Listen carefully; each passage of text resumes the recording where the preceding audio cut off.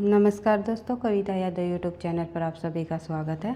TGT PGT Hindi और NTA net से संबंधित हिंदी विषय की संपूर्ण पाठ्यक्रम के आधार पर अपनी तैयारी को आगे बढ़ाते हुए आज की क्लास में हम करने वाले हैं हिंदी उपन्यास का विकास। आप लोगों को पता है हिंदी साहित्य इतिहास को दो भागों में बांटा गया, काव्य खंड और गद्य खंड। गद्य खंड के अंतर्गत आता है हमारा हिंदी उपन्यास। आदिकाल, भक्तिकाल, रीतिकाल और आधुनिक काल तक हमारा काव्य खंड लिखा गया और उसके बाद जैसे जैसे आधुनिक काल से ही हमारी शुरुआत हो गई गद्य विधाएं लिखने की, तो उसमें उपन्यास का महत्वपूर्ण स्थान है। देख लेते हैं हम एक एक पॉइंट को अच्छे से क्लियर करते हुए। हम आज की क्लास में भाग 1 पढ़ेंगे।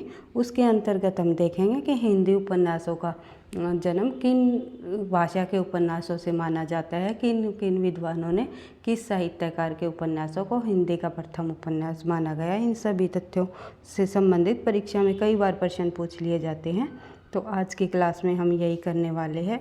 फिर भाग 2, भाग 3, भाग 4 के अंतर्गत हम हिंदी उपन्यासों में वे करेंगे जैसे जो उपन्यासों को काल के माध्यम से बांटा गया है।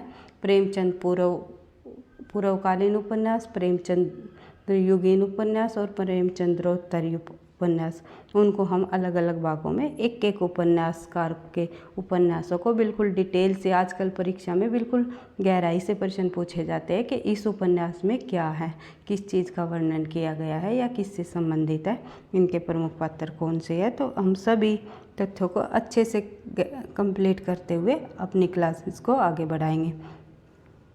बढ़ते फर्स्ट पॉइंट की तरफ देख लेते हैं। आधुनिक काल में विकसित गद्य विधाओं में उपन्यास का महत्वपूर्ण स्थान है। हिंदी उपन्यासों के विकास का श्रेय अंग्रेजी और बंगला उपन्यासों को दिया जाता है। कई बार पूछ लेते हैं कि हिंदी उपन्यासों का विकास किस भाषा के उपन्यासों से माना गया है, तो वो अंग्रेजी एवं बंगला। अगर अंग्रेजी ऑप्शन में न हो तो बंगला आएगा, लेकिन सबसे पहले माना जाए तो सबसे पहले बंगला भाषा के उपन्यासों से ही इसका श्रेय माना गया है, क्योंकि हिंदी में इस विधा का श्री गणेश अंग्रेजी एवं बंगला उपन्यासों की लोकप्रियता से ही हुआ है। देख लेते हैं नेक्स्ट पॉइंट। हिंदी से पहले बंगला में उपन्यास लिखे जाते थे पहले, यानी कि अगर ये पूछ लिए जाए तो कि हिंदी से पहले किस भाषा में उपन्यास लिखे जाते थे, तो वो बंगला भाषा से में लिखे जाते थे। इसीलिए बंगला भाषा से ही हिंदी उपन्यासों की शुरुआत मानी है, यानी कि उपज मानी है। बढ़ते हैं आगे। बंगला के अनेक साहित्यकार रहे जिन्होंने हिंदी उपन्यास साहित्य पर गहरा प्रभाव डाला है, जिसमें बंकिम चंद्र चटर्जी, शरत चंद्र चट्टोपाध्याय, रविंद्रनाथ टैगोर आदि प्रमुख है। ये सभी बंगला के उपन्यासकार, प्रसिद्ध उपन्यासकार रहे हैं। इनके साहित्य से ही हमारे हिंदी के उपन्यासों पर गहरा प्रभाव पड़ा है। किन किन से? बंकिम चंद्र चटर्जी, शरत चंद्र चट्टोपाध्याय, रविंद्रनाथ टैगोर आदि के प्रमुख हैं। हिंदी उपन्यास का आविर्भाव 19वीं शताब्दी के अंतिम चरण से माना जाता है। जैसे कि 19वीं शताब्दी की शुरुआत हुई जब काव्य खंड लिखा जाता था, हमने देखा कि भारतेंदु युग में भी काव्य खंड लिखा गया, फिर द्विवेदी युग आया, फिर प्रगतिवाद युग, प्रयोगवाद युग, नई कविता, जैसे जैसे काव्य खंड लिखा गया। उसके बाद जैसे जैसे 19वीं शताब्दी के शुरुआत में काव्य खंड लिखा गया, जैसे जैसे आगे बढ़ते गए साहित्य हमारा आगे बढ़ता गया, तो फिर गद्य की भी शुरुआत की जाने लगी। तो अंतिम चरण से माना गया है कि हिंदी उपन्यास का जो आविर्भाव हुआ है वो 19वीं शताब्दी के अंतिम चरण से माना गया है। तो बढ़ते हैं आगे, देख लेते हैं।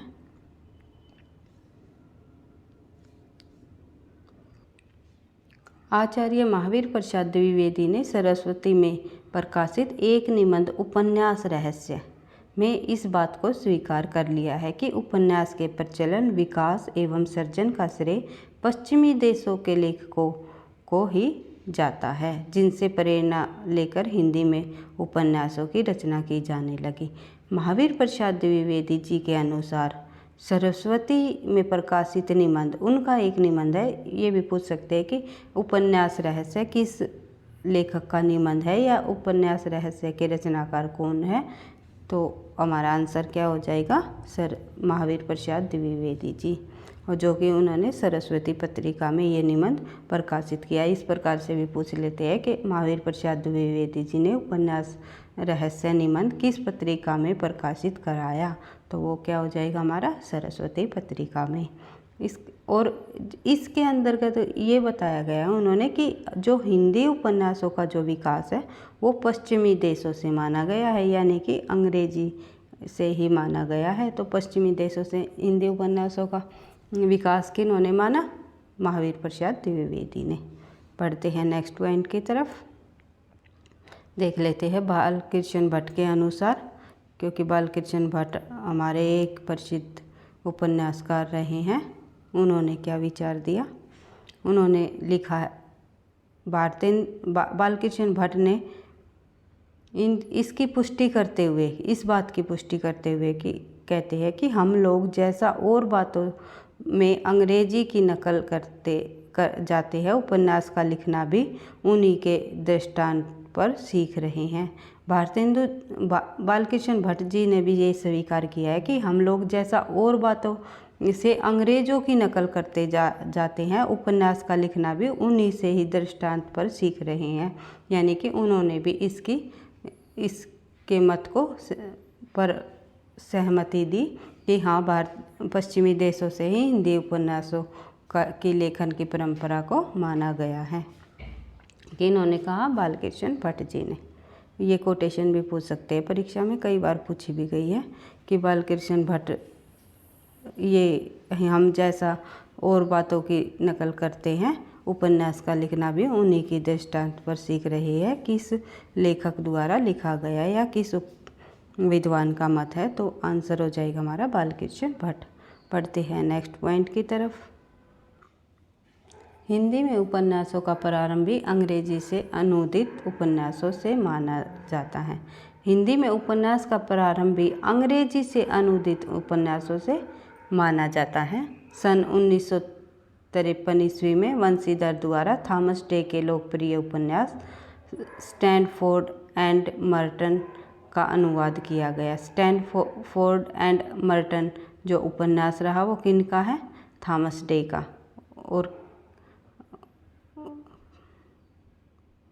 और इनका अनुवाद किस विद्वान ने किया, वंशीधर जी ने। वंशीधर ने इनका अनुवाद किया और उसी से इनकी जो कि ये ऊपर पॉइंट में कहा गया है कि अंग्रेजों से अनुदित उपन्यास माने जाते हैं। हिंदी में उपन्यासों का पहले अंग्रेजी उपन्यास लिखे गए थे अंग्रेजी विद्वानों द्वारा, फिर उनका अनुवाद हिंदी लेखककारों ने किया, हिंदी रचनाकारों ने किया, हिंदी लेखकों ने इनका अनुवाद किया, तो वहीं से हिंदी उपन्यास की शुरुआत मानी गई है।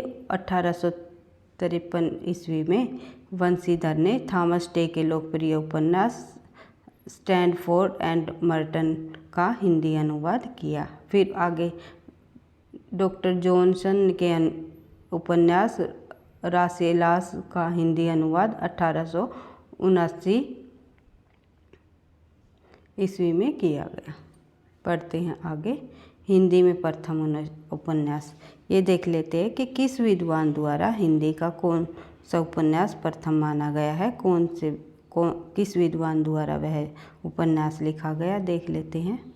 हिंदी में प्रथम उपन्यासों को लेकर विद्वानों के पर्याप्त मतभेद है। विद्वानों द्वारा अलग अलग उपन्यासों को प्रथम उपन्यास माना गया है। तो देख लेते हैं किस विद्वान ने किस उपन्यास को प्रथम उपन्यास कहा गया।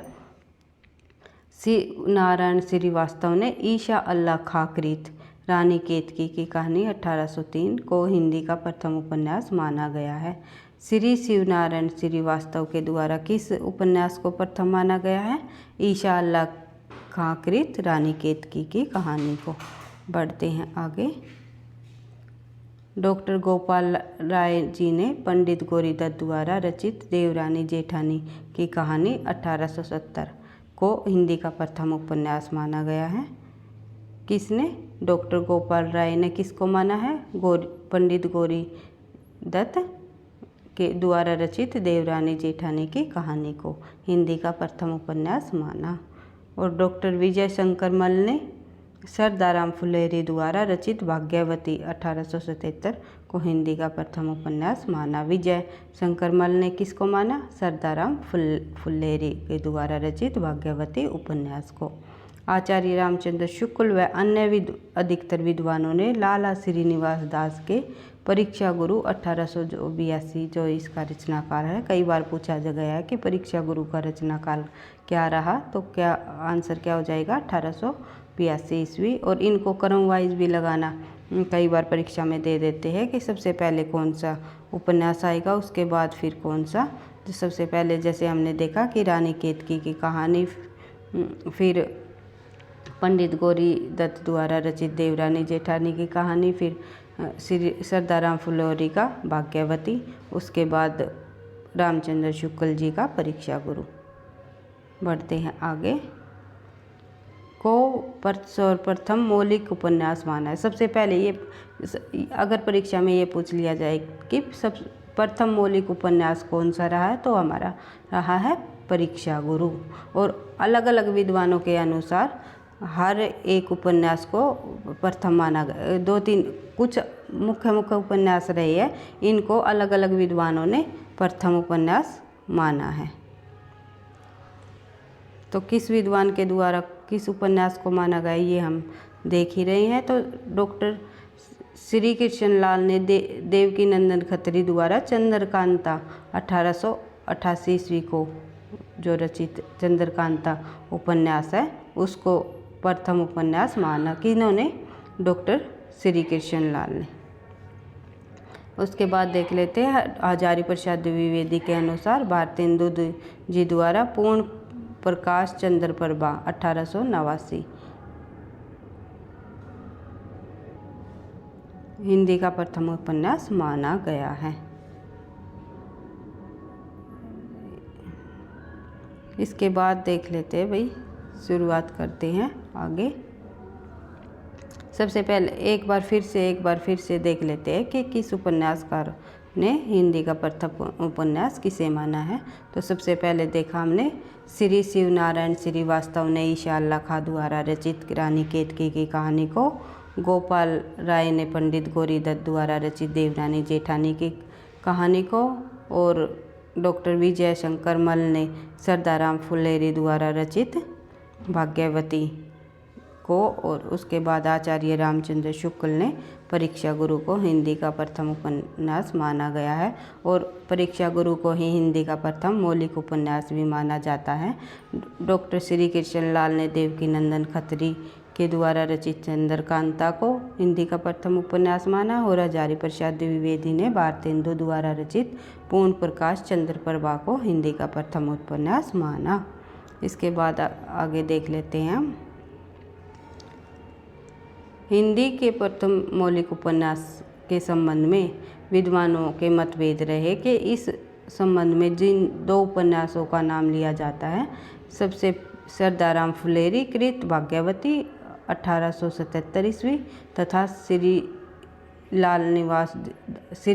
लाल श्रीनिवास दास द्वारा रचित परीक्षा गुरु जो कि 1882 ईस्वी में लिखा गया।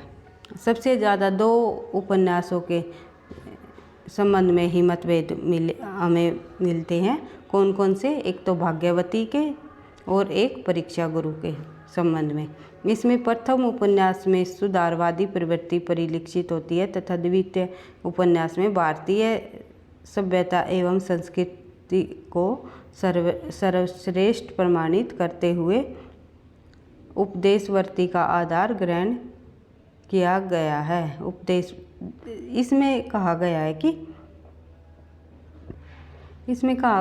इसमें जो प्रथम उपन्यास यानी कि भाग्यवती के अंतर्गत इन्होंने बताया कि सुधारवादी प्रवृत्ति परिलक्षित होती है, और जो कि परीक्षा गुरु में क्या होता है, भारतीय सभ्यता एवं संस्कृति को श्रेष्ठ प्रमाणित करते हुए उपदेशवर्ती का आधार ग्रहण किया गया है परीक्षा गुरु के अंतर्गत। इसीलिए इन्होंने परीक्षा गुरु को आचार्य रामचंद्र शुक्ल और अधिकांश विद्वानों ने हिंदी का प्रथम उपन्यास स्वीकार किया है। बढ़ते हैं आगे। हिंदी के विकास क्रम का अध्ययन करने के लिए हम उसे 3 चरणों में विभक्त करते हैं। जैसे कि इससे पहले हमने देख लिया कि किन विद्वानों ने किस उपन्यास को पहला उपन्यास माना है और उपन्यास की शुरुआत कहाँ से हुई, किस भाषा से उपन्यासों का उदय माना गया है, तो ये हमने देख लिया था। तो अब देख लेते हैं कि उपन्यासों का जो विकास क्रम है, विकास क्रम अध्ययन यानी कि काल विभाजन किन आधारों पर किया गया। हिंदी उपन्यास के विकास क्रम का अध्ययन करने के लिए हमें 3 चरणों में विभक्त करते हैं। ये भी पूछ लेते हैं सीधा सीधा कितने चरणों में विभक्त किया जाता है, तो कितने चरणों में, 3 चरणों में। और यदि प्रेमचंद जी को हिंदी उपन्यासों के में प्रमुख केंद्र मान लिए तो ये 3 चरण निम्नलिखित है। तो और किस विद्वान के आधार पर, किस लेखक की रचनाओं के आधार पर हम उपन्यासों का विभक्तीकरण करेंगे, विभाजन करेंगे, तो देख लेते हैं मुंशी प्रेमचंद्र जी के आधार पर। मुंशी प्रेमचंद्र पूर्व उपन्यास हिंदी उपन्यास, मुंशी प्रेमचंद्र युगीन हिंदी उपन्यास और मुंशी प्रेमचंद्रोत्तर हिंदी उपन्यास, इस प्रकार हमने देखे। और इससे संबंधित मुंशी प्रेमचंद्र युगीन से संबंधित उपन्यासों की चर्चा हम नेक्स्ट क्लास में भाग 2 के अंतर्गत करेंगे। उनमें देखेंगे प्रेमचंद्र पूर्व हिंदी उपन्यास कौन कौन से रहे, प्रमुख उपन्यास कौन कौन से रहे और उनके अंतर्गत किस चीज़ का विवरण किया गया। इस प्रकार से हम उपन्यासों को एक एक क्लास में कंप्लीट कर लेंगे। इसके बाद की क्लास हम नेक्स्ट भाग 2 में करेंगे। वीडियो अच्छी लगी आपको तो लाइक करना, दोस्तों के साथ शेयर करना, चैनल पर पहली बार हो तो सब्सक्राइब कर लेना।